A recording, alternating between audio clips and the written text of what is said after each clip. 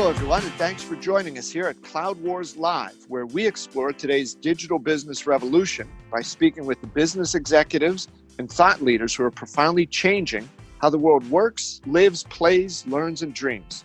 Our guest today is Tom Fisher, legendary CTO, CIO, who's had some great adventures with remarkable companies. We hope will share a couple of those with us. Tom, welcome to the Cloud Wars Live podcast. Thanks very much for joining us.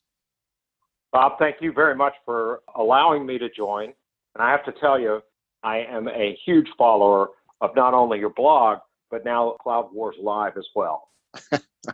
Thank you, Tom, and I'll send you the $10 for that plug. That was very kind of you. I thought we agreed to 20. I must have misunderstood. Very good. Yeah. So, Tom, I mentioned this, again, your career, you've been at some remarkable companies, disruptive, high change. Can you mention a couple of those and describe a little bit about what you helped them do? Sure. So if you want to go all the way back, I was at eBay when it was around 400 or 500 employees. Wow. And back then, the big challenge, of course, was capacity on the web, and the ability to scale was an enormous challenge for these platforms as they emerged from just being essentially distinct businesses into something that was essentially a collective community worldwide. And I had the good fortune of working with people like Maynard Webb and Meg Whitman. And in that role, the ability to extend hardware beyond its capacity through software was the first time that I got exposed to the challenges of the day in and day out operations. Though I did not run operations, we had a great team that did that at eBay.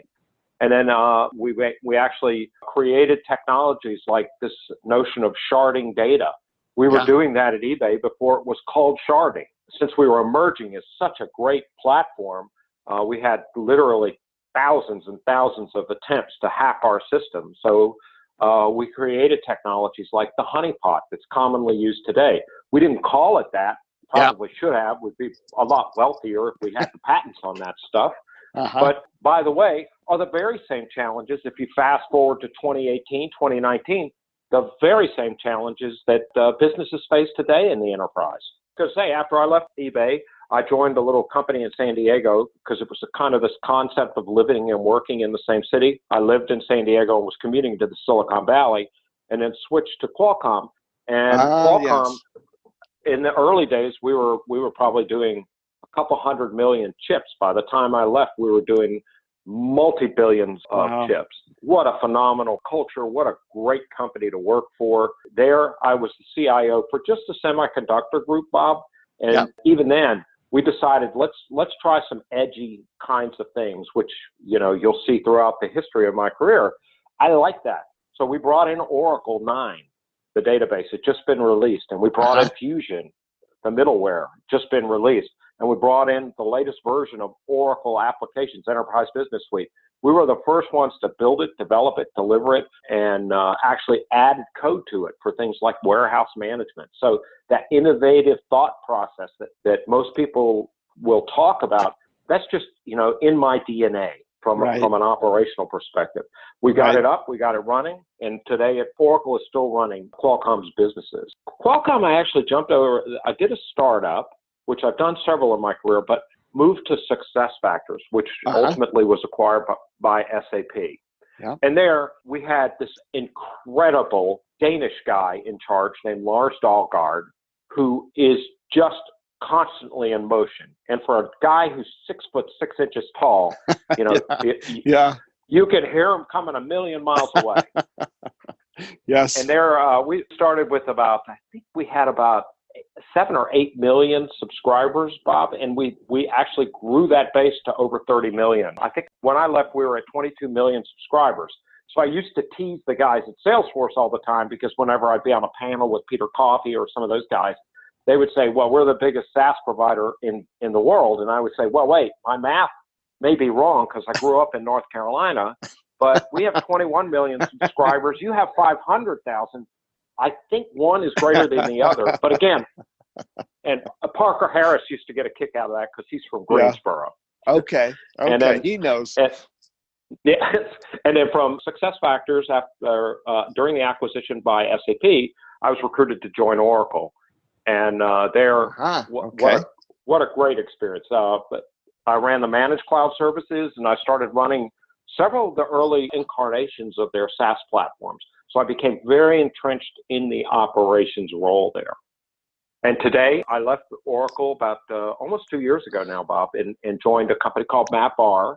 MapR is in the big data category, but that's an area I think that's being retargeted, refocused. Big data always meant Hadoop in the past, and now with MapR, we've tried to expand that beyond just HDFS or Hadoop into being able to manage all data, no matter where it is, on the cloud, on-prem, hybrid models, to be able to do that in a way that a customer makes a single call to a POSIX interface, and we know where the data is, so we go get it for you, regardless of where it physically is located.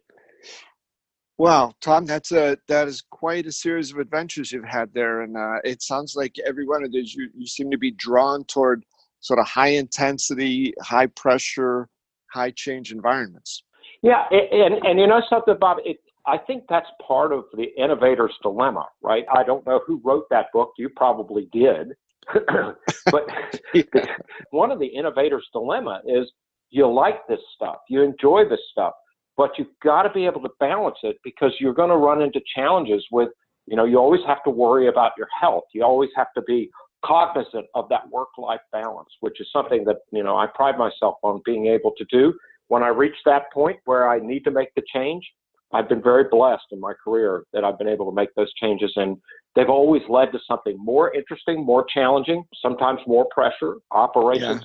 Anybody out there that runs operations, 7x24 by 365, it never stops. Tom, with that, I was thinking of this, football team I like, the Pittsburgh Steelers, had a pretty good night last night. And you're killing me. You're killing me. I'm a Panthers fan. Pure coincidence, Tom, I swear. Actually, my wife is from Pittsburgh, so I don't say that too loud, or, I'm likely to get a bash in the back of the head. Fair enough. For the last few years, Tom, the Steelers coach, Mike Tomlin, when he is relating how he feels some of the players are doing, he'll use this term of, this guy's in the arrow up phase right now. So trending up, doing well, playing better, getting the system right. So I wonder, using that model, that metaphor of arrow up, arrow down, what do you think the state of the art is right now for CIOs and CTOs? Because, Tom, I think in some cases, it seems to me that there's never been a better opportunity for those incredibly talented and skilled technologists to also really jump out and embrace a lot of the business opportunities and the business responsibility. But I think there's some folks that look at this the other way and say, no, it's an arrow down thing, because as cloud and automation comes in more, who needs IT? What do you think? Wow, that's an interesting question, and it does create a dilemma.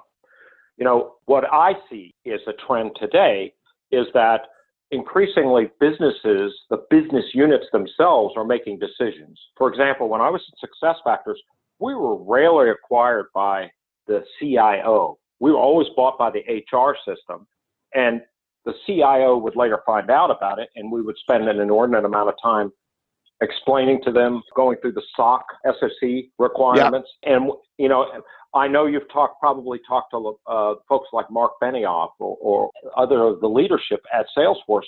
And Salesforce always sold to the sales organization, and they did it based on the application functionality.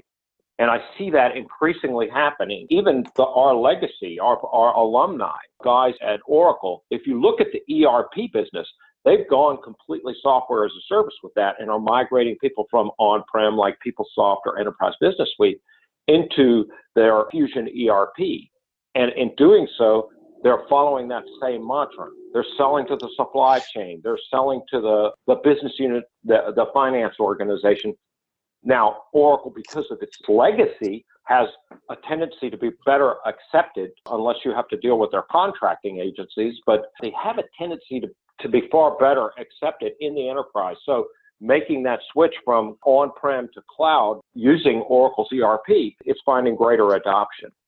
Now, I'll tell you what I'm seeing in the cloud, though, which is kind of interesting. Do you remember back in the days, Bob, Case Against Case? Do you remember that computer-aided software engineering? Oh, yeah. InfoWorld or InfoWeek or someone like that did that, and it was like ringing the gong for the case against case. Well, I get asked all the time now about cloud, and where does it end? And I will tell you what we're seeing, because I happen to be in a very innovative later stage startup, is increasingly customers are starting to say things like, well, can I run the compute closer to where the action is? And what they're typically referring to is data that may be coming in from sensors or diagnostic data that may be coming through. Can I run that compute at the edge rather than pulling all that data all the way back to the cloud? Because the ingress and egress is where one of the most significant costs is for cloud. So they're looking for ways in which they can do that and continue to work the cloud in that hybrid model. But edge is bringing out the ability for you to do increasingly greater compute closer, and then the cloud becomes more of either an archival or reporting or less, or a place in which you may run a software as a service. But we're seeing a push, particularly in oil and gas and in medical, and not so much in fintech yet because they have such unique regulations, but other areas where they're beginning to move the compute closer to where the work is being done. I think another area about that is the CIO of Walmart, Clay Johnson. I had a chance to chat with him not long ago.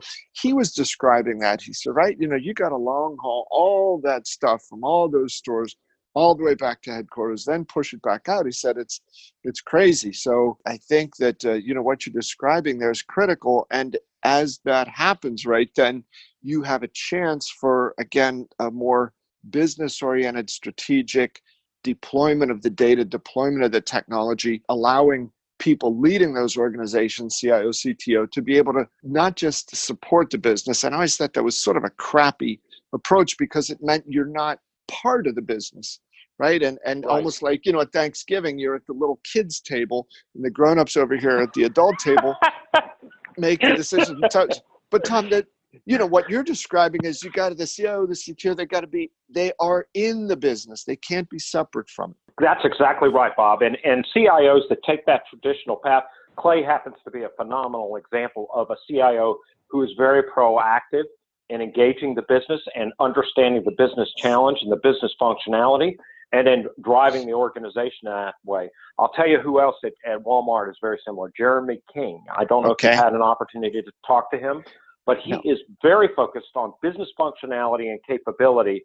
And in understanding that, because he's a highly technical individual, he can start to articulate what that architecture is to his own team to support that business functionality. The example that I love to give is if you look at autonomous vehicles, right? The last thing that you want to have is some sort of a anomaly behavior in the vehicle, and you got to go back to the cloud to make a determination whether I should turn right or turn left or slam on my brakes or accelerate. That could be that could be a bad thing. Even with 5G, that could be a challenge. But the reality is that they're great examples, and we have customers who are using technologies like NVIDIA, which can handle highly intense compute and multiple sources of input from video to sensors that are inside the vehicle, do that analytics at the vehicle level, and then when that anomaly comes up again, it's already passed back to the central cloud so that the next iteration of deep learning that they do, the rules can be changed inside the vehicle dynamically. It is a very, very interesting model, and it is actually a great use case for edge to cloud. And it fits very well with what you described for Clay, because I'm sure they have lots of vehicles on the road. They probably have they've got tons and tons of stores of all types of sizes in various locations with various networking capability, and they have to plan for that. They have to be able to adapt to that because those things aren't going to change overnight. So, Tom, part of what you were just describing there, we're in such a dynamic time right now. So many things in the technology space and consumer expectations and business expectations, industries are changing, companies are changing, the whole digital revolution coming along so fast. I wonder with your intelligence and experience, I'm going to ask you for two examples. One is something that you feel today business people and technology leaders are overly concerned about. It's like, guys, time to get over that. what's something right now that people are overly concerned about? And conversely, what's something right now on the tech scene where people are not paying enough attention to it? Well, first of all, you use my name with the word intelligence, and I've never heard you do that before, Bob. So I really do appreciate that. That means I have to give you the $20 back, right? Yeah, well, it was 30, I think. Yeah. Inflation, Tom. Okay. So that means you're not a cheap date, Bob. I would tell you that the thing that I think people are overly concerned about right now, Bob, I think it's this notion of cloud. Clouds today are highly secure. But, in making a choice on which cloud provider is going to be very dependent on what your unique use cases are. I think what is happening is we're seeing this transformative change as you introduce positions like Chief Digital Officer, CDOs, working alongside the Chief Information Officer or the Chief Information Security Officer. So they all have their perspective, and it's kind of like a prism. And you want to be able to grab all those colors or emanate all those colors on behalf of those, if you will, technical folks that have the responsibility to secure the infrastructure. One of the things I would tell you that I found very, very interesting, Bob, we just got done doing some GPU testing. And yeah. I know this will come as a shock to you. We were running some fairly standard baselines across Amazon, Google, Azure, and across Oracle. And each of those clouds has kind of different, if you will, flavors to them and different capacities to them. What concerns me is that if you adapt some of their services, you could find yourself locked in. So that's where one of the plays that MapR will come in, and we'll say, look, and we have customers that are doing this today. You can run on Google, you can run on whatever, right? Oracle. And if you need to switch between the two, we can do that in a seamless, very, very effective manner. Because so for example, if you run Redshift on Amazon, and I'm not criticizing Redshift, I mean, I love its name because the idea is to shift away from Oracle. But at the end of the day, if you're running Redshift, you're really locking yourself into Amazon because it doesn't run on any other cloud. And if you're a highly regulated company, or if you have GDPR requirements and Redshift doesn't meet them, then you're really locked in. So, what I talk to customers about is be careful of cloud lock-in because the services they provide are phenomenal. They're great. But the problem is that because they don't adhere to specific standards, some of those are open source, some of those are not, like S3, et cetera. You always have to be cautious as a CIO or a chief digital officer, what you can run on that cloud. And then if you have to move it, God forbid there's an emergency, how do you do that? And how do you do that in a very, very simple way? So, I think the cloud has emerged. The infrastructure as a service is very strong. I will tell you that for infrastructure as a service, just a little bit of background. I don't know that you'll want to use this, Bob, but we did some testing on Oracle's cloud. I can't speak to its cost because I have no idea, but that the Oracle Cloud for Infrastructure that Don Johnson and his team have created, we're finding it's faster than almost any cloud out there. Well, that's sure been their promise, right? Yes, and the reason is I think Don understands from the top to the bottom, you're always going to have this pushing mechanism. In the current iteration of clouds, your limitations are the network speeds. They're typically 20 gig E or maybe 40 gig E. Well, Oracle's cloud was built with 100 gig E speed, so it's super fast. Yeah. Super fast disk and super fast compute. So they're just pushing, you're really just kind of, it's a balloon. You're pushing the problem to different areas, and they seem to have solved one of the biggest bottlenecks that you find at scale in the cloud, which is the network. Now, to your second question, what to look out for? I know there's been so much hype, Bob, around this notion of microservices for many, many, many years. But with the advent of Kubernetes and with the advent of Docker and containerization technologies, I really believe that the next generation of applications will be a series of Docker containers that use an orchestration engine like Kubernetes to connect to each other. And the reason I pick on that in particular is we have, because Google is a large investor in MapR, we have visibility to some of the work that they're doing in areas like Kubeflow, Kubeflow. Yeah. It's an open source platform. Google is where the source is, but it not only works with Kubernetes for orchestration, it also handles the data integration as well. So you call a single Docker container that has a microservices that makes up of a simple functionality in the application. You can string these microservices together and pass data simultaneously. So for me, from a technology perspective, that's very exciting. That is, like a little up the down staircase while, traffic going in both directions.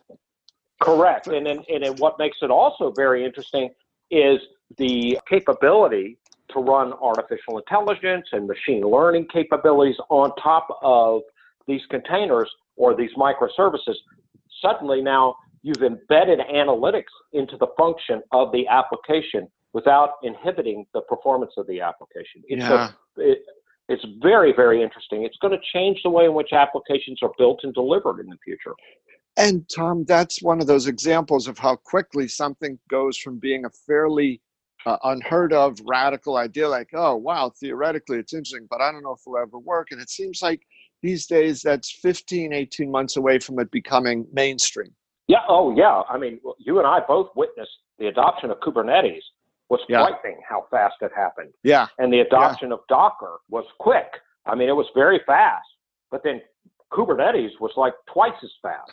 If you look at things like Hadoop, right? Hadoop had a relatively slow adoption. One of the reasons it had the slow adoption is the technologists recognized early on that there are challenges with some of the newer technologies in terms of integration. Hadoop, for example, doesn't work well with AI or with machine learning.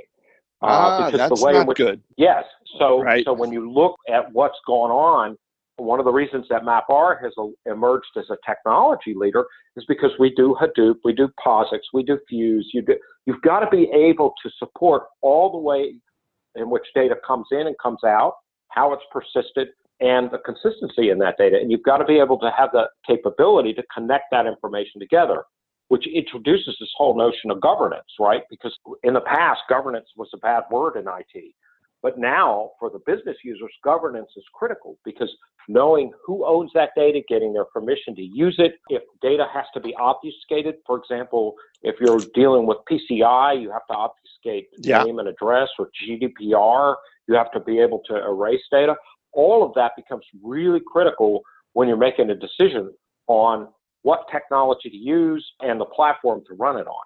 At this media company where I worked, it's probably 20 years ago, but it was late 90s, and one of the guys there said, there's these networking companies like Cisco that are coming out, but he said, I think that's the last wave in technology. We've got everything now. There's computers and software now, networks. He said that the industry's done. I thought, I couldn't have predicted in a million years what would be coming, but this notion that things are ending. And Tom, that really is a very nice segue. So again, congratulations. You're always ahead of things. I was going to ask, if you look over the horizon, you've alluded to a couple things, but what are a couple things that you feel are going to start to make huge impacts over the next 18 or 24 months that right now is just, barely a blip on the radar? I think you're going to start to see the definition of a smart sensor be very different. The Internet of Things becomes very real. It's real today.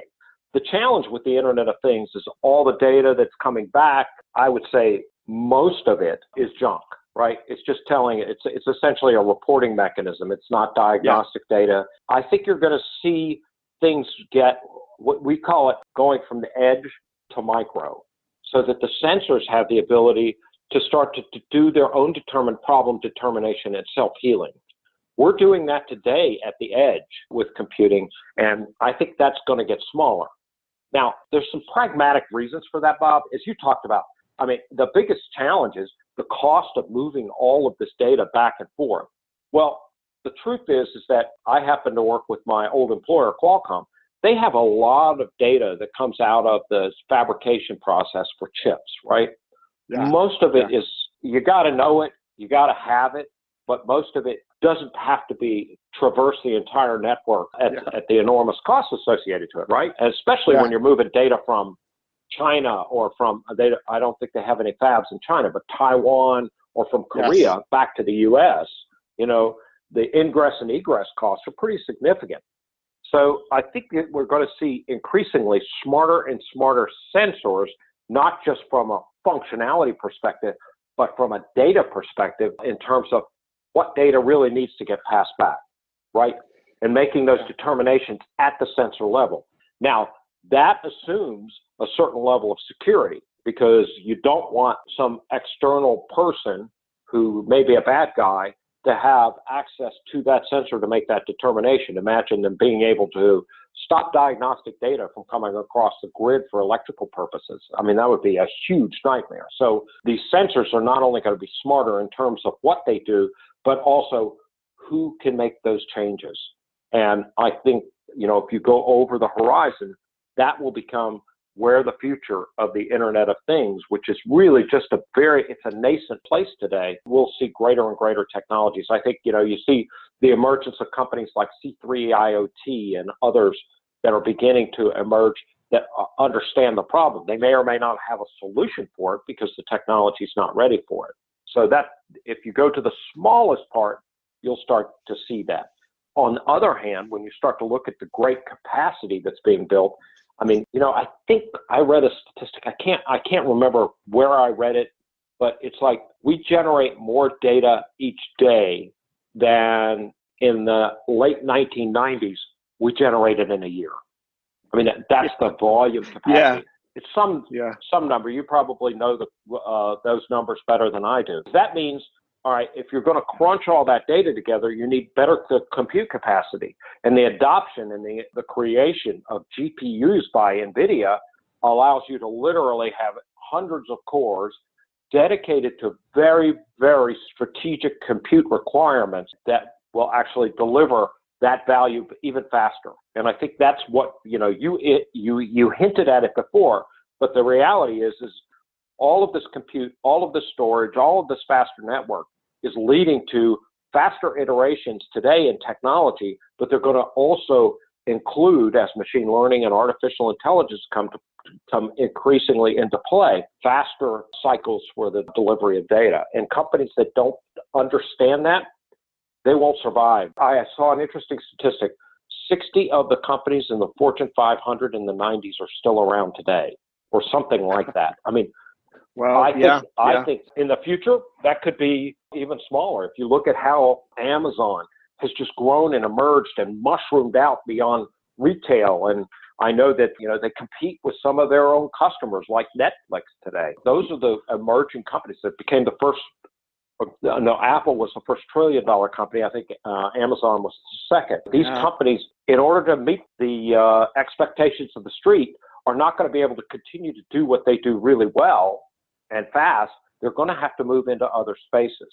And in doing so, they have the advantage of they don't have all that legacy baggage that they have to carry forward. They can move into this with the newest, latest, and greatest technology. Tom, it's like some of those stories you read about people who've been able to successfully climb Mount Everest. I mean, there are a limited number of people on Earth who are able to endure and persevere and, get there up in atmospheres, climates that most folks just can't handle. It's not a criticism of 99.99% of the people. They're just not able to do it. But these companies that can get up into this super scale, the super velocity, constantly the cultural side of it too, right? Not allowing yourself to get sort of hunkered in and slow and fat and dumb and happy.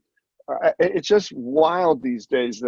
So that combination of culture, leadership, innovation, drive, and that willingness to say, I'm not going to be the same company 2 or 3 years from now as I am today. And I want to be the person driving that change rather than wake up some morning and realize like, holy crap, I'm more irrelevant than I've ever been before. So I think that's one of the things that sort of, I feel it makes the tech business, right? If you look at it the right way, it's just one of the most extraordinary opportunities now that you'll see. There's a good buddy of mine, he's in medical research, Tom, and he said that over the last few years, and I thought of this as you were describing some of those changes just a minute ago, those profound changes. Well, my buddy, the researcher, he had a degree in cell biology, but his love really was technology. So him and his team, they're using electron microscopes and some other things. Biologic imaging is what they've come to. He said with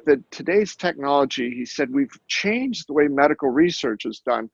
In the past, he said, we were limited by, you'd take one hypothesis and one approach, and you'd sort of really pursue that in a linear, almost like Newtonian type of fashion. And at the end, it either played out or didn't. You'd learn something, but then you have to often go back, start at the beginning. He said, today we can gang up 4 or 6 or 8 or 12 or 15 different hypotheses, run those concurrently. And he said, we can get better answers much faster than ever before, and an almost unlimited number of variables that we can try to solve for. So he said, it isn't just coming up with the right answer. He said, you think about it, things like muscular dystrophy or some of these other things that have plagued humans for so long. And he said, we are really shortening the time to which we're going to be able to cure, alleviate, overcome some of these things. So I think, I don't mean to be so long-winded about this, but sometimes people look at enterprise technology or some of this big stuff and just think, oh my God, it's so boring. Let me go back and jump on Twitter here again. But the impact that the tech engine is having in every part of our lives, I think that's why I've always felt that I think you're a tech optimist. Am I right on that, Tom? Is that how you look at this? Absolutely, Bob. What I find so interesting about what you described is, if you recall, back in the early days of Google, and they continue to do this, they have this concept of, essentially taking projects and throwing them against the wall and see which ones stick, right? You can't do that in a highly regulated environment like medical. But from a technology perspective, it's one of the things that makes Silicon Valley so unique. The fear of failure out here, it's high, don't get me wrong, but it's understood. I mean, in the venture community, I think they're going to get 1, maybe 2 home runs out of every 10 or 15 investments that they do, right? So from a batting average perspective, because I know it's more like Pittsburgh versus Boston, right? So the reality is that the reality is that we need more of that. And I love the story that you just told about the medical community. I myself, as a cancer survivor, see the differences between when I went through it 8 years ago versus today. The medical practice, the ability to personalize medicine, it's staggering to me. The other thing that I will also tell you about the medical field is, I think the same way Benioff changed the software field, I think there are companies that are emerging, or companies emerging out of some of the large medical device manufacturers, who are going to change that market. Because, for hospitals, one of the biggest expenses, the CapEx of buying an MRI machine, for example. Well, imagine a company offering that MRI machine to a hospital at no expense. You only pay per use. And by the way, that's a scenario we are working with one of our customers on. That's the model that they're going after. So the innovation, my point is, the innovation is not only occurring at the functional level, whether it's in fintech or healthcare, it's also occurring at the business model level, because the technology allows for that now. And Tom, along with that, that the scale, you don't have to be a $5 billion company to be able to tap into that, right? I mean, startups can do that. So this innovation, right, it's coming from everywhere. So that's a wonderful story, Tom. And I think we'll wrap on that high note. And Tom, it's just been a fantastic conversation. And thank you so much for your time and insights. Thank you very much, Bob. I really do appreciate that. And I feel very honored that you've allowed me to participate.